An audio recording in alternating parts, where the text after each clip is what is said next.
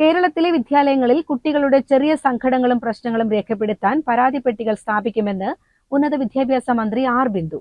Kongad GUP സ്കൂളിൽ 3.33 കോടി രൂപ ചിലവഴിച്ച് നിർമ്മിച്ച 18 ഹൈടെക് ക്ലാസ് മുറികളുള്ള പുതിയ കെട്ടിട സമുച്ചയം ഉദ്ഘാടനം ചെയ്ത് സംസാരിക്കുകയായിരുന്നു മന്ത്രി.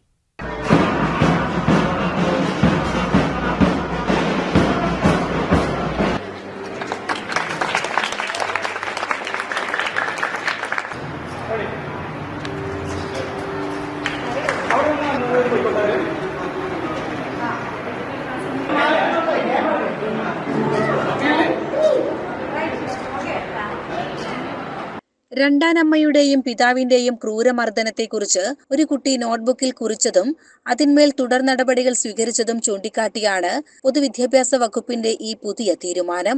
സ്കൂളുകളിൽ പരാതിപ്പെട്ടികൾ സ്ഥാപിക്കുന്നത് കുട്ടികളുടെ സുരക്ഷ ഉറപ്പാക്കാൻ സഹായിക്കുമെന്ന് മന്ത്രി പറഞ്ഞു. ലോകത്തിന്റെ തന്നെ മുന്നിൽ അഭിമാനകരമായ നിലയിലാണ് നാം നമ്മുടെ വിദ്യാഭ്യാസ മേഖലയെ ഉയർത്തിപ്പിടിക്കുന്നത്. സാമൂഹ്യനീതി സങ്കല്പനങ്ങളിൽ അധിഷ്ഠിതമായ സമീപനത്തോടെ തുല്യതയും പ്രാപ്യതയും ഉറപ്പാക്കിക്കൊണ്ട് എല്ലാ കുട്ടികൾക്കും ഗുണമേന്മയുള്ള വിദ്യാഭ്യാസ സാഹചര്യങ്ങൾ ഉണ്ടാക്കുന്നതിനു വേണ്ടി ഏറ്റവും ജനകീയമായ നിലയിൽ ഈ സ്ഥാപനത്തിന് ചുറ്റുമുള്ള പൊതുസമൂഹത്തിലെ മുഴുവൻ പേരെയും ചേർത്ത് നിർത്തിക്കൊണ്ടുള്ള ഇടപെടലുകളോടുകൂടിയാണ് കേരളം മുന്നോട്ട് പോകുന്നത്. ഇന്നലെ ഒരു കൊച്ചു കുട്ടി അവളുടെ രണ്ടാനമ്മയും പിതാവും ചേർന്ന് അവളെ വേദനിപ്പിക്കുന്നതായ കാര്യം പുസ്തകത്തിൽ എഴുതി വെച്ചത് കണ്ടെത്തി അതിനെതിരെ മാതൃകാപരമായിട്ട് നടപടിയെടുക്കാൻ നമ്മുടെ പൊതുവിദ്യാഭ്യാസ വകുപ്പ് ഒരുങ്ങിയിരിക്കുകയാണ്. കുട്ടികൾക്ക് അത്തരം കൊച്ചു കൊച്ചു സങ്കടങ്ങൾ എഴുതിയിടാൻ പരാതിപ്പെട്ടികൾ ആരംഭിക്കുകയാണ്.